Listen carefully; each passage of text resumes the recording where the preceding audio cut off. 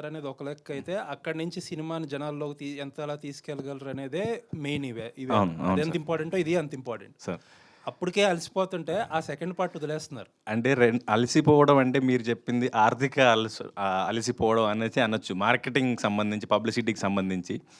So, ఇది as an actor నా చేతుల్లో లేనిది నేను ఎంత పుష్ చేసినా అవ్వంది సార్. అంటే ప్రీ వెడ్డింగ్‌కి సంబంధించి చూసినట్టయితే, నేను ఆ చిన్న పిల్లోడే యేసుకొని తిరిగాం.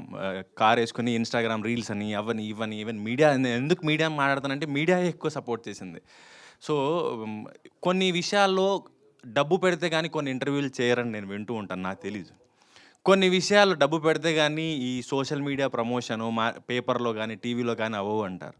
ప్రొడ్యూసర్స్ ఎవ్రీ టైమ్ నాకేం చెప్తారంటే, "మేము చేస్తాం. మాకింత ఫండుంది సినిమాకి ప్రమోషన్స్‌కి" అని. లాస్ట్‌కొచ్చేసరికి ఎవ్రీ టైమ్ నేను మోసపోతూనే ఉన్నాను. నేను అడగలేను. మీరు నాకు చెప్పారు కదండీ! ఎందుకు చేయట్లేదంటే, "అప్పుడు డబ్బులొస్తాయనుకున్నాం. ఇప్పుడు రాలేదన్నారు." ఇప్పటికి మా దగ్గర రావాల్సిన డబ్బులు అయిపోయాయన్నారు. మార్కెట్ బాగలేదన్నారు. మేమేదో అమ్ముదాము, లేకపోతే ఎక్కడో ఇన్వెస్ట్ చేశాము, లేకపోతే ఎక్కడి నుంచి తీసుకొద్దాం అనుకున్నాం, రాలేదన్నారు. ఎవ్రీ టైమ్ ఈ డిసప్పాయింట్‌మెంట్ ఉంది సార్ నాకు. ప్రతిసారి ఏంటంటే, షూటింగ్ వరకు జరుగుతది. ఫస్ట్ కాపీ వరకు జరుగుతది. తర్వాత ఏంటి అంటే తెలీదు.